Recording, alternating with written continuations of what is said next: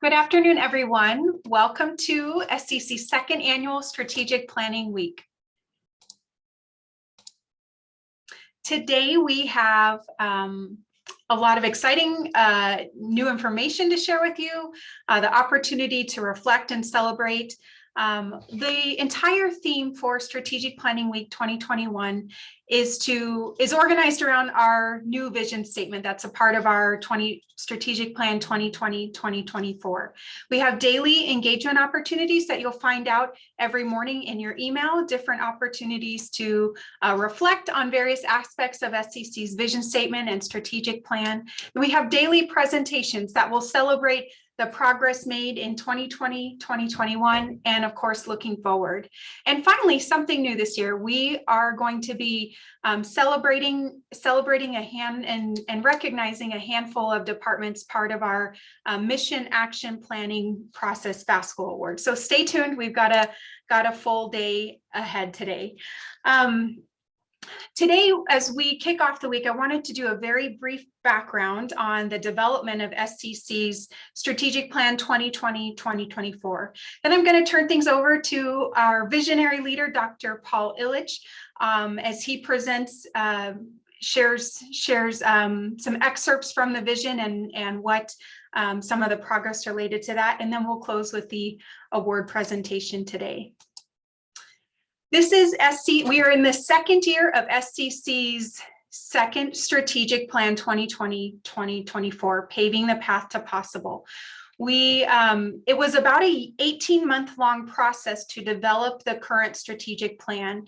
We did a comprehensive environmental scan starting with the data. We looked at data from enrollment, student success, all sorts of internal and external sources of data that, again, identified where SCC had made progress in the current, or I'm sorry, at that time, the 2015-19 strategic plan, and where we still had opportunities to grow. Alongside that comprehensive environmental scan, Dr. Illich did a 15-county tour, presenting some successes of the 15-19 strategic plan, but mostly gathering feedback from community members on their perception on where SCC had made progress and where we still had room to grow to better serve their community needs.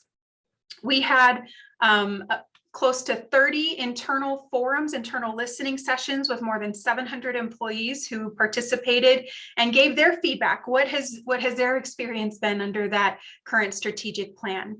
And then the strategic planning team took the data gathered through the comprehensive environmental scan that the IR office led, the feedback from the community forums and the feedback from the internal forums to really pull all of those sources together to assess what do the next 5 years look like at SCC.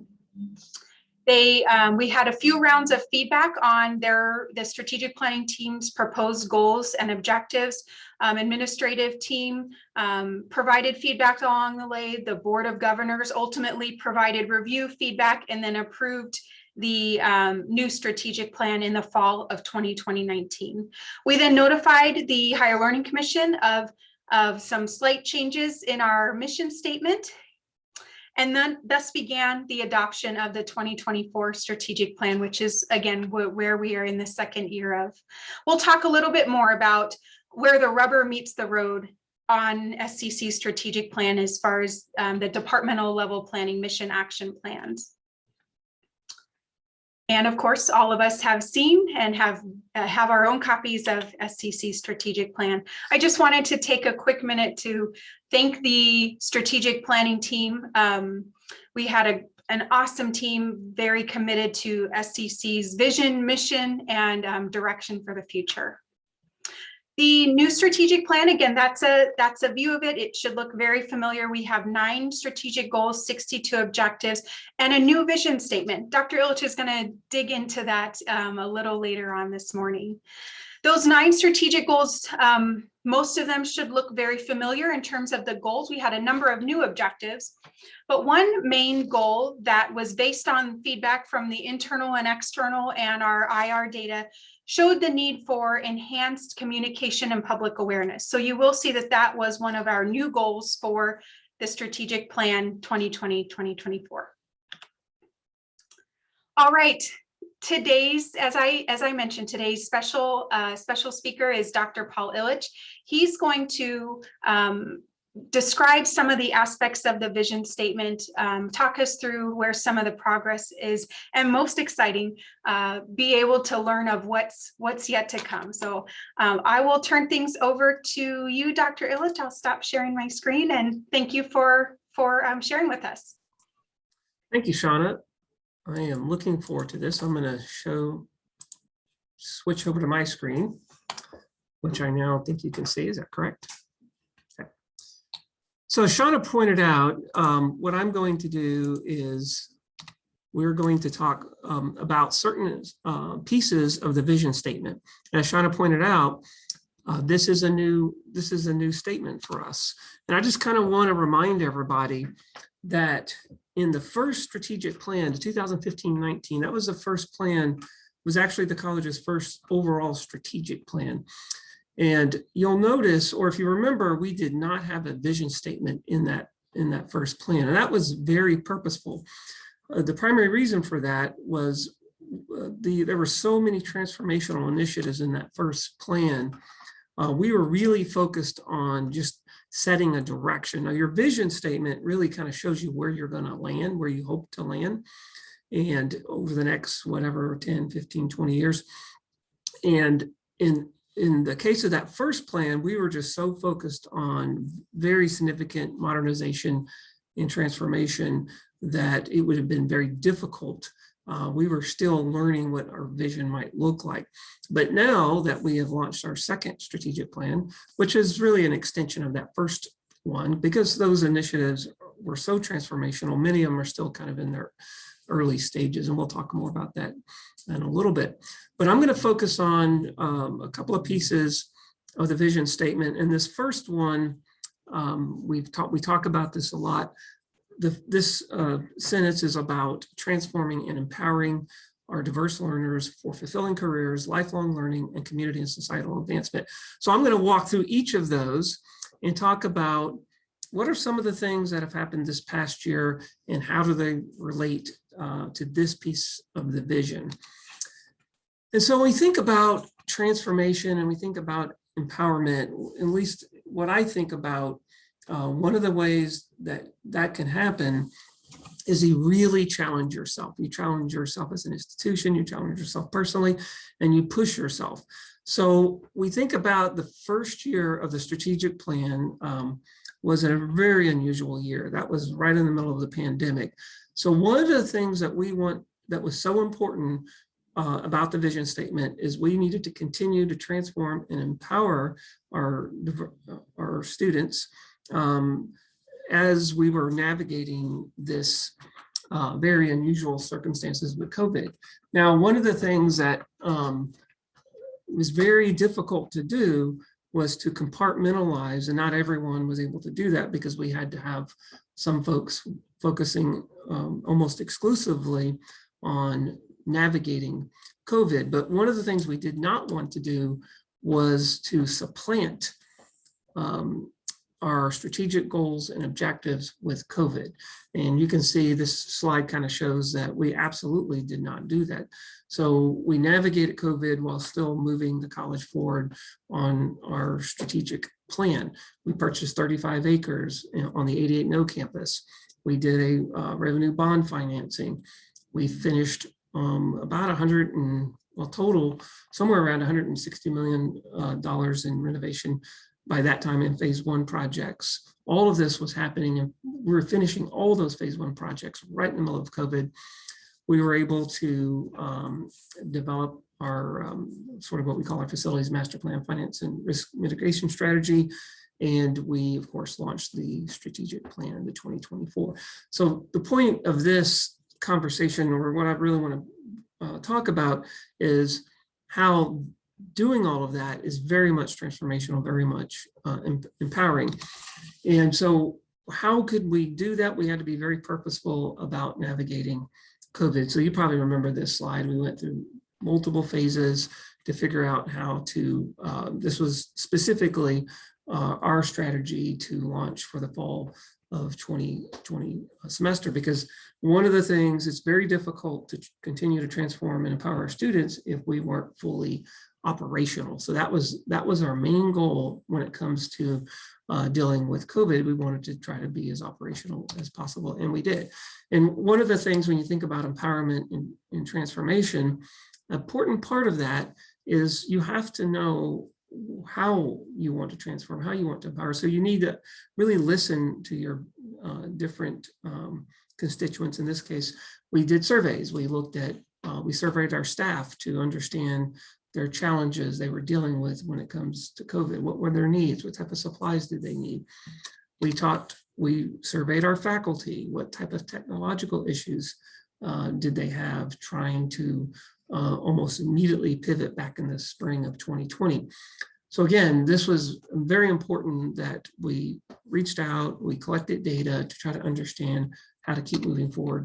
And we did this with our students. We wanted to know what their concerns were about coming back in the fall of 2020 semester. So a big part of empowerment and transformation is really listening and understanding what you're trying to achieve when you're going through that process. The other key words in that part of the vision statement, we talked about what did we do in that first year to move forward in our vision in terms of fulfilling careers. We did not stop. We had about 1,300 graduates that completed right in the middle of the pandemic year. So again, that was really important. We did have a drop off, but part of that drop off was a conversion to the semester calendar that you see in that 1920 year. So that really was a very important part of what we were trying to achieve during that year one. Lifelong learning was also part of that first vision statement. We are always trying to look at opportunities, and we had an incredible opportunity again, right in the middle of the COVID year. We were able to purchase a new facility for our learning center in Nebraska City. Incredible opportunity. Again, you've heard me say this, and I truly believe this. Adversity really opens the door to innovation and to achievement and to really positive change. It really lays that as an opportunity, and that's what we saw with this new facility. We do a lot of continuing education, customized training. We have an LPN program out in Nebraska City. So we're doing this. This was just an example. We're doing this in all of our learning centers, and we continued all of that. It was challenging during COVID, but it's really important that we keep focused on that lifelong learning. And then the last couple of key words that were in that first vision statement sentence that we're talking about was community and societal advancement. And there's lots of different ways to think about this, but as you know, you knew I was going to talk about goal 9 at some point, but I believe one of the great things about what we're doing here at SEC is we do have a climate goal, and we do work on it.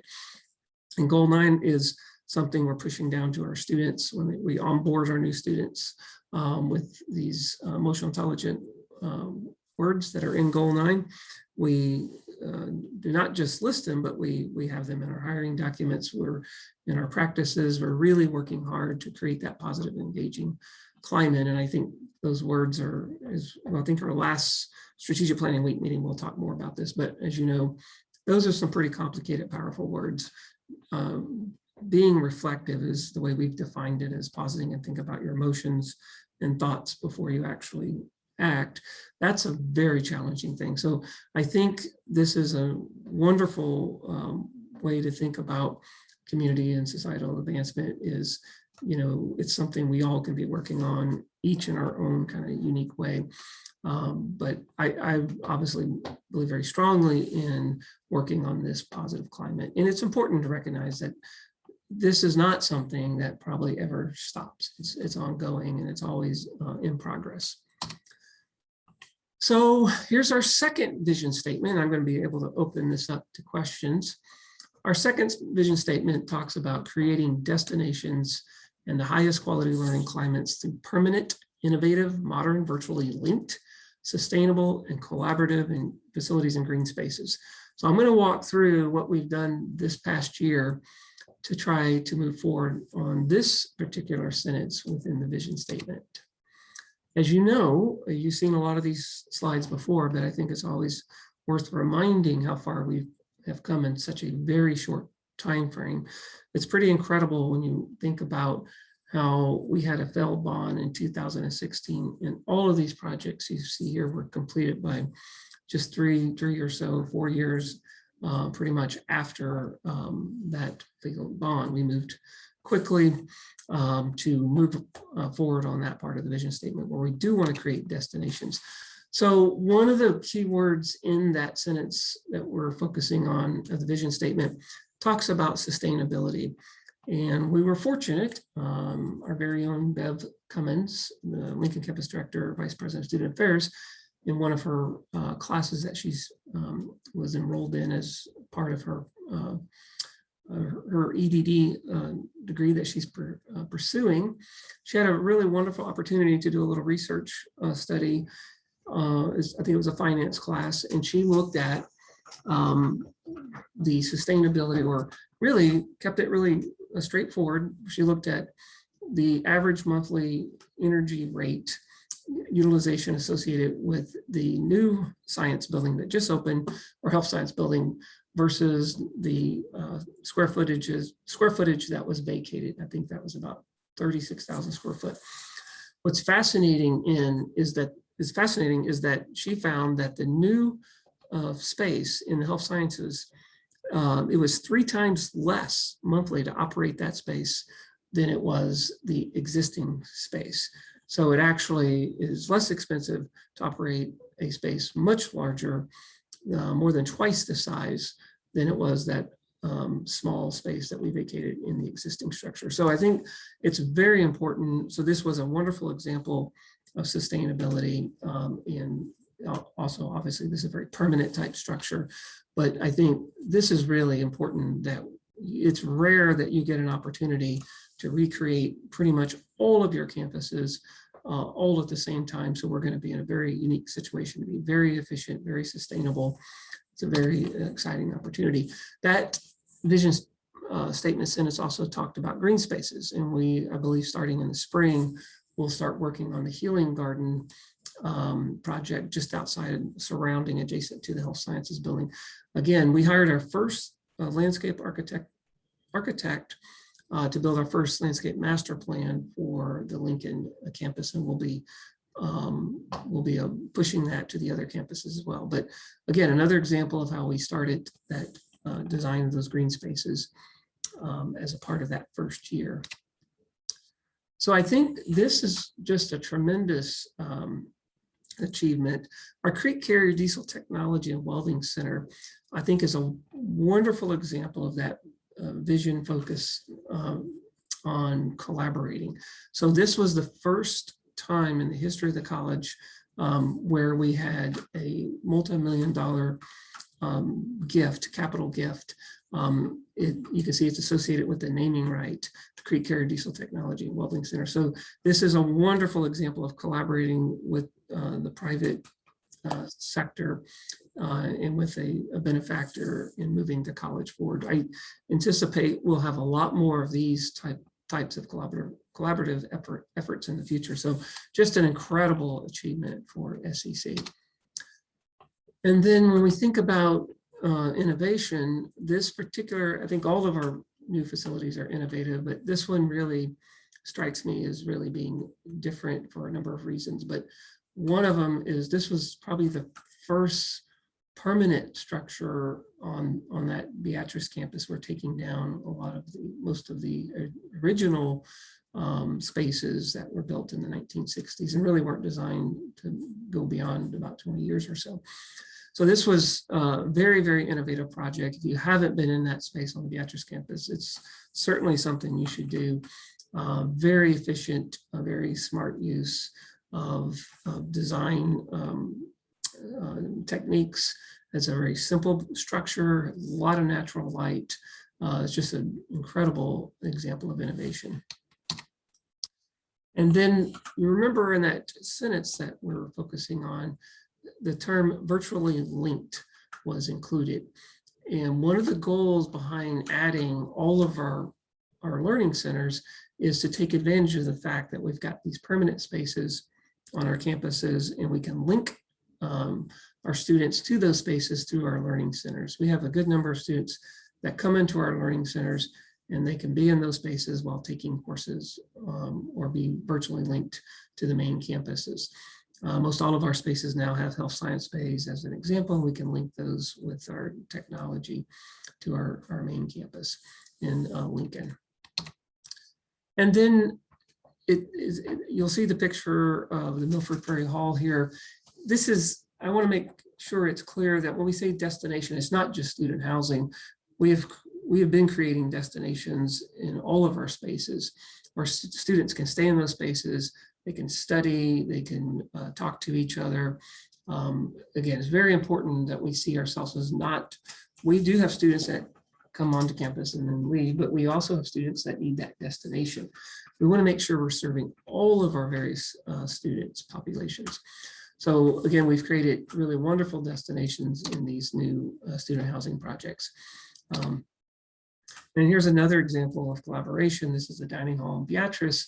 You know, this is an opportunity for people to come together. We have lots of community members that now come into this space to see what's happening in Beatrice. And they also, you know, we've got community members that are meeting in that space as well. We have a nice meeting room.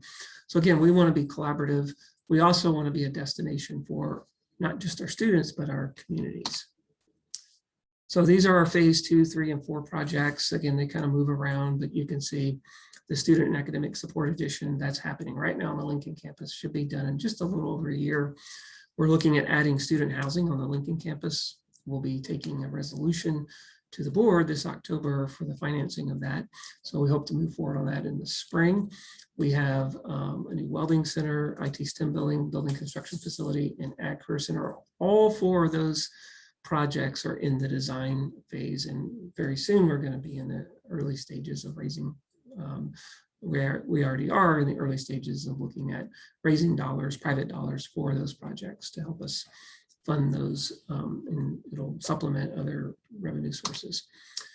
So just as this is the Student Academic Support Renovation Edition, and you can see that the completion date there is the spring of 23. And this is what it will look like when we're done. You can see, again, it speaks very much to that vision statement of creating permanent, innovative spaces that, you know, have appropriate green space, have indoor and outdoor functionality. And this is just a little bit about what, this is just on the 88 campus. We're a little further along on some of the design of those buildings that will go out there, but you see, this is kind of where we're thinking O Street would be down here. This is the housing, and then possibly the science building would go there, and possibly Welding Center might go up there. Still, things are still moving around, but this just shows how we're really paying attention to creating those destinations for both our students and our communities. This is, I want to leave you with this, and then I'm going to turn this over to questions. And I believe Shauna wanted me to have about 30 minutes, plenty of time for questions. So, but I think this is an extremely important graphic. And I get the question, I often hear the question, well, where are we at relative to kind of where we're headed when it comes to our kind of current transformational journey? And you notice I highlighted the word current because I'm sure we were on transformational journeys before I was here. We'll be on transformational journeys that are after this particular current journey. But again, I'm just sort of thinking of this current journey, and it's not specific to facilities, but our facilities master plan initially was probably, we were probably thinking like a 10 to 12, 15 year window. And if we think, and again, this isn't specific to facilities, but if we think about this particular transformational journey, and we think about all the things we've already accomplished, quarter to semester conversion, successful accreditation visit in 2017, the reduction of program links to make sure we're consistent with the new requirements from our accreditor, all of our facilities, our quality initiative. There's so many things that we're modernizing, the tremendous number of staff that we've added over the last 5 or 6 years. So in my thinking, again, someone said to me, well, where'd you get that 23% from, Dr. Illich? Well, this is just a visual. This is not meant to be precise. I sort of thought about we're probably just under about a quarter of the way when it comes to what kind of where I think we're going when it comes to this current modernization and transformation of SEC.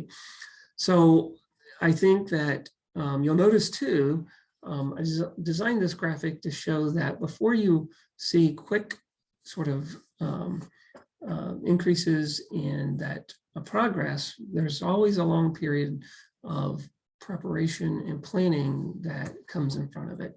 I think that's really important. That's why you really want to make sure you're always modernizing. We will get to the point where we're going at a slower pace, but for now, for quite some time, I think we're going to have to keep that pace up.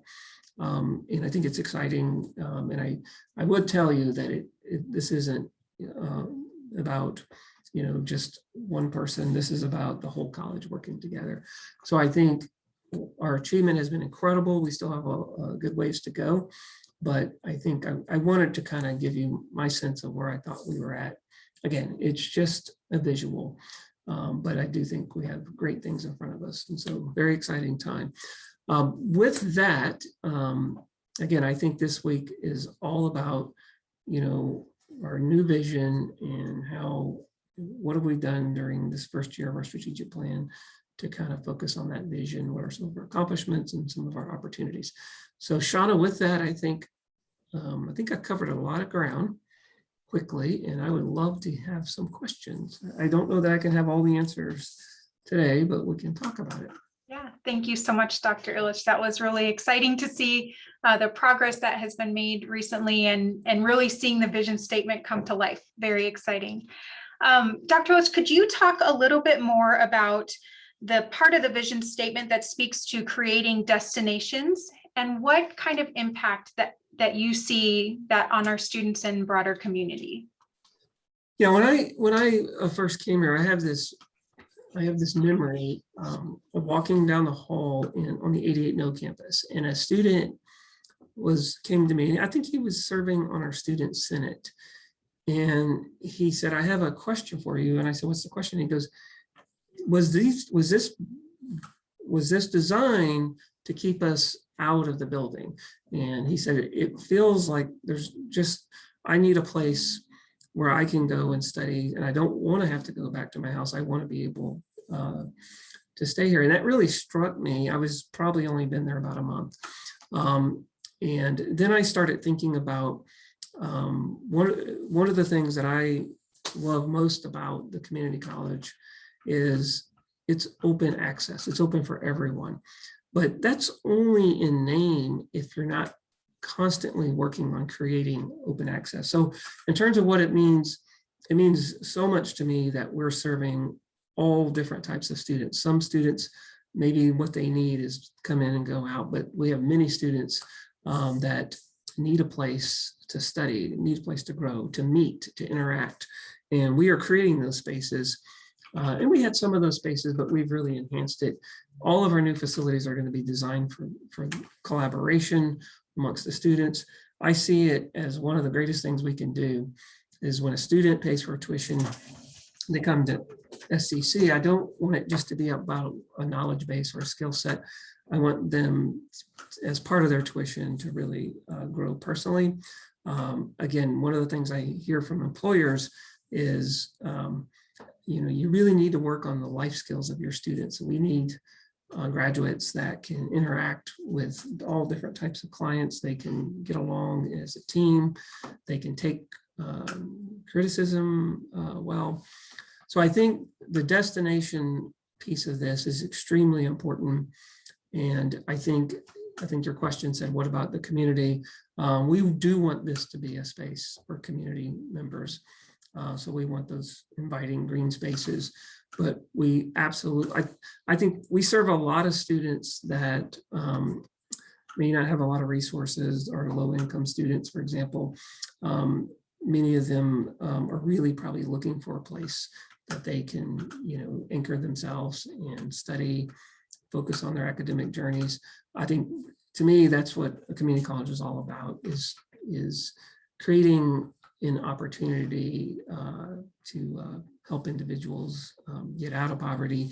I think it's really powerful. Plus, and this is just an observation, when I first came here, I would kind of watch the students on the campuses, and it wasn't probably the same across all campuses, but I see a very different student now, just in the way they carry themselves. If you see the students at the Course Restaurant, you see the students in the new Health Science Building and some of the new renovated spaces and the new Diesel Technology space, Academic Excellence Center, they seem to really, and there's some neuroscience obviously behind some of this too.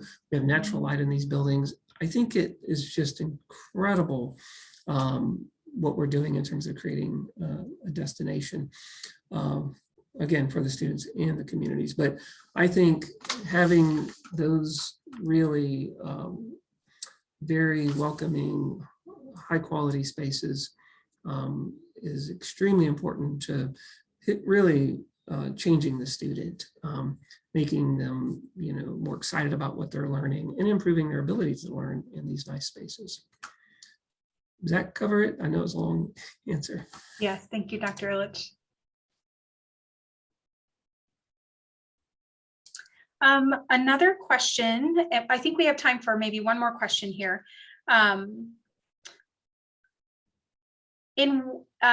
Someone was reflecting on their observations about how SCC has shown resiliency during the pandemic. How have you seen faculty, staff, and students practicing compassion as it relates to continued operations? I know you mentioned some of that earlier, but maybe expand on that. Yeah, I think one of the things I've seen, which is wonderful, is I've seen a lot of patience. I've seen a lot of what I would describe as reflective thinking, because this is a really unique opportunity to practice that patience, to practice grace. This is a very difficult time, and it does generate anxiety.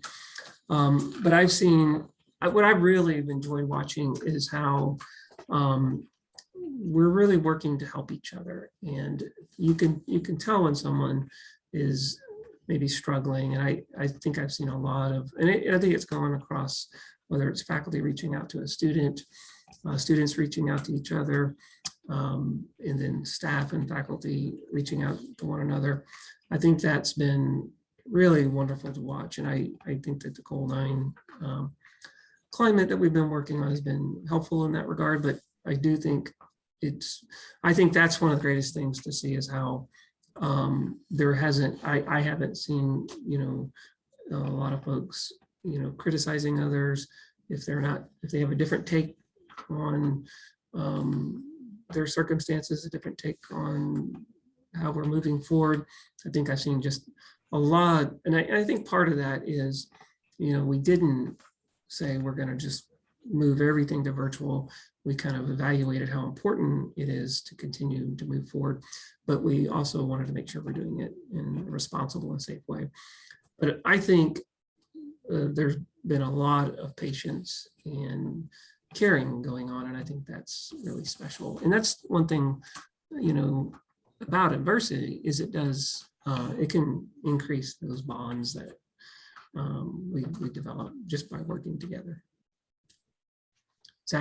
How is it that I don't have more time? Because you said we go all the way to 1, Shauna. So I think this was a very important part to the agenda of our presentation today, Dr. Illich. We have a department to recognize and a couple other things to cover today, but this was fantastic. A question came in that we'll address tomorrow. I let the person know a question came in related to financing and budgeting and strategic planning. And I told the person who asked the question, stay tuned till tomorrow, because that's going to be a main part of the conversation tomorrow, integrating budgeting and planning. So Amy Jorgens and I will be going into detail on how we're doing this, how we're planning moving forward.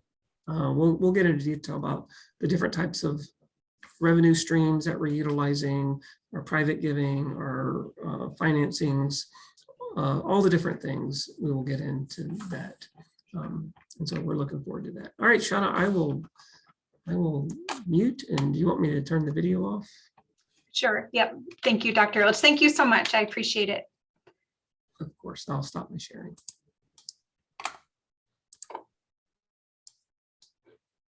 All right, let me pull up.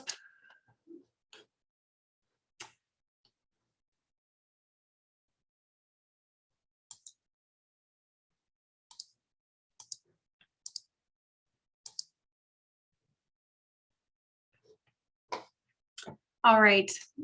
Thank you again, Dr. Illich, for walking through those aspects of the vision statement and where SCC has made progress over the last year and continues to make progress. A number of you, we had about 90 folks who, 90 employees who reflected on the vision statement leading up to this presentation and thinking about what words stood out to them and where have they seen progress in the vision statement in the last year.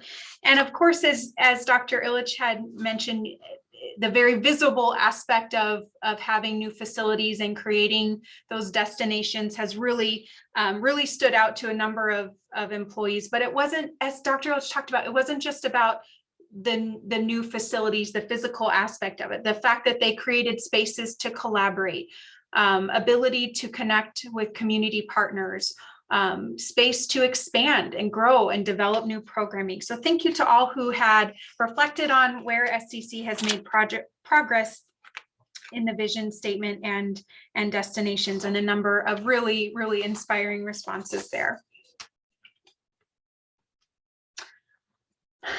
For the last segment of Strategic Planning Week celebration today, I wanted to do a quick recap of SCC strategic plan as it relates to our departmental planning process, which is called the Mission Action Plan. At SCC, we accomplish departmental planning through our MAP, through Mission Action Plans. These include 3 to 5 goals every year that are developed by the departments. They're linked to the strategic goals and college's strategic objectives based on the FAST goal model. SCC has had a departmental planning process for a number of years, but in the last 6 years or so, the college didn't have an overarching strategic plan to guide the departmental planning process. And the exciting part of this is that engine, that MAP, the Mission Action Plan, serves as an engine to drive the strategic plan forward in each one of our areas. We have more than 100 division departments, programs across the college. And in any given year, there are between 350 and 500 MAP goals developed college-wide in support of the college's strategic plan. So SCC's strategic plan has these big picture, broad objectives that drive all institutional decisions. And in addition to that, each department, division, program across the college develops those. We branded this departmental planning process MAP, Mission Action Plan, because of a recent IR survey, climate survey, that showed that more than 90% of college employees identified so closely with SCC's mission, guiding their own work, guiding the day-to-day operations of their department, division, or program. So the MAP planning process brings the strategic plan to life. It helps big picture thinkers operationalize their goals, and it helps those more tactile, day-to-day focused planners begin to prepare, continue to prepare for the future, prepare their improvements in their department. We have, again, a very strong participation, and at any given time, several hundred goals happening in alignment with the college's strategic plan. You may have heard of a goal setting model called SMART goals. That's a commonly accepted, widely known planning goal framework. In 2019, SCC shifted from using a SMART goal model to a FAST goal model because FAST goals were more closely aligned with SCC's culture, goal 9.6, in terms of transparency, compassion, reflection. It provided a better framework that fit the direction of where we wanted to go. And FAST goal stands for frequently discussed, ambitious, specifically measured, and transparent. Each one of those 350 to 500 goals on any given year promote these FAST goal concepts of frequently discussed, setting ambitious goals, again, specific and transparent. Today, I want to recognize a department that has been just an absolute rock star in terms of frequently discussing their goals. The benefits of frequently discussing goals is it helps create shared ownership of the department's goals. It helps others outside of the department understand what the department's priorities are, their role in helping to seek priorities. It also gives the department a chance to prioritize and course correct as needed, in addition to celebrating progress. By frequently discussing goals, it helps a department or helps an area, helps the college maintain focus on the goals and guide decision making. This year, I want to congratulate, celebrate, and recognize Kat Krackemeyer and the admissions team for doing an outstanding job on frequently discussing their mission action plan goal awards. This is an inaugural recognition, and I want to share just a few words, remarks prepared for Kat and the admissions team. Kat and her team regularly and routinely talk about their goals during weekly meetings. They do an exceptional job relating their work back to the college's mission, and most importantly, demonstrating how their work is important to students and has a positive impact on lives at SCC. Kat frequently articulates their team goals to colleagues outside of the department who help with admissions processes, admissions events. She makes sure that everyone who participates, and I've been a part of that before, understands what's going on with the event or with the goal, what the purpose is, what we are here to accomplish, and most importantly, what's the why behind the work that we're doing. Kat and the team also frequently visit about their reports out progress and visits about their goals with the enrollment management leadership team. Their director, their dean, Mike Pegram, has noted that their goals have become an active, live, and tangible part of the work that Kat and her team are doing every single day. The impact of frequently discussing their goals is that it provides opportunity to celebrate progress and course correct as needed. The admission team goals have maintained focused on their key goals and guided. It has also guided in their decision making. Kat even had a show and tell type of event with her team so they could reflect and celebrate their progress together. Mike Pegram notes that each admission team member feels a personal investment in the student experience, and it has brought some incredible transformative conversations and decisions that focus first and foremost on the impact of students and their growth as professionals. It's awesome to see the alignment between departmental goals and the college's ultimate goals of helping students succeed. The admissions teams express a strong ownership in their work, and they have emerged as individual leaders and teammates, including a sense of accountability and personal investment in their growth that happens in their department. College community, I invite you to please join me in congratulating Kat and the entire admissions team for their incredible work, frequently discussing their goals and promoting the important mission-driven work that we are all committed to at SCC. Thank you. Thank you, Kat. Thank you to the admissions team.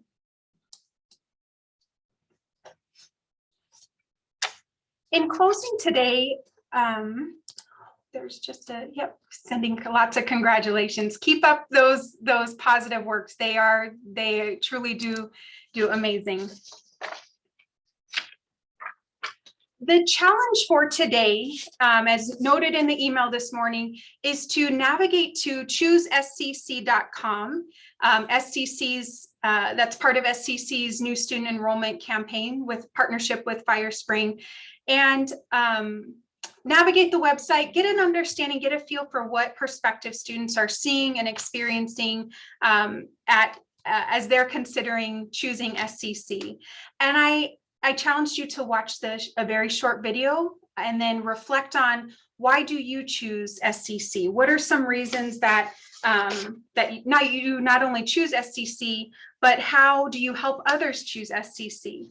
You can, if there's anybody on the call who has not yet participated in that challenge, you can do so through the end of the day. We'll do a drawing and recognition tomorrow for the random drawing winner. But there were a number of really inspiring, very meaningful responses that were provided on why each of us as employees choose SCC.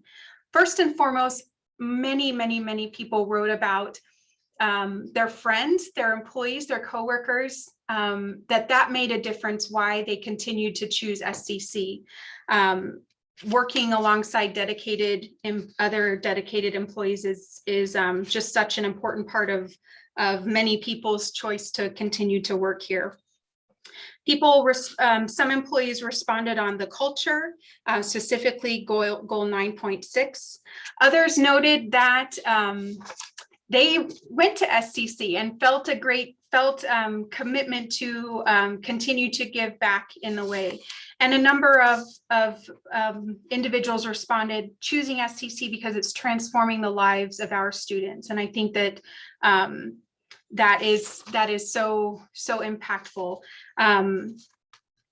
Commitment to the open access mission, lots and lots of reasons of why each of us choose SCC. So again, I encourage you to check out that prospective student website and spend just a few minutes today reflecting on why each of us chose SCC.